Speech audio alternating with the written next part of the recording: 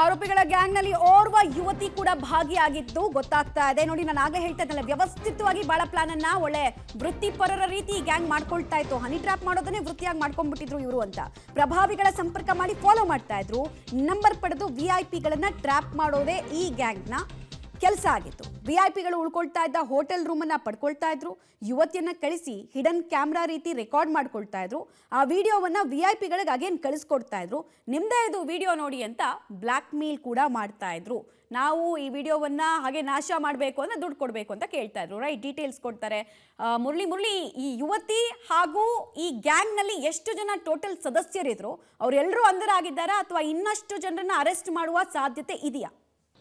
ಮಮತಾ, ಏನಂದ್ರೆ ಈಗಾಗಲೇ ಇಬ್ಬರು ಆರೋಪಿಗಳನ್ನ ಬಂಧನಕ್ಕೆ ಒಳಪಡಿಸಿದ್ದಾರೆ, ಸಂತೋಷ್ ಮತ್ತು ಪುಟ್ಟರಾಜ್ ಅಂತೇಳಿ. ಸಂತೋಷ್ ಅನ್ನೋನು ಒಂದು ವೆಬ್ಸೈಟನ್ನು ಇಟ್ಕೊಂಡು ಅಥವಾ ಅಲ್ಲಿ ಯೂಟ್ಯೂಬ್ ಚಾನಲ್ ಅಂತ ಏನು ಹೇಳ್ತಾರೆ, ಯೂಟ್ಯೂಬ್ ಚಾನಲನ್ನು ಮೈಸೂರಿನಲ್ಲಿ ಮಾಡ್ಕೊಳ್ತಾ ಇದ್ದ. ಆತನಂದ್ರೆ ಹರೀಶ್ ಗೌಡ ಅವರನ್ನ ಪರಿಚಯ ಮಾಡ್ಕೊಳ್ಳುವಂಥದ್ದೇ ಪುಟ್ಟರಾಜು ಮತ್ತು ಸಂತೋಷ್ ಅಂತೇಳಿ.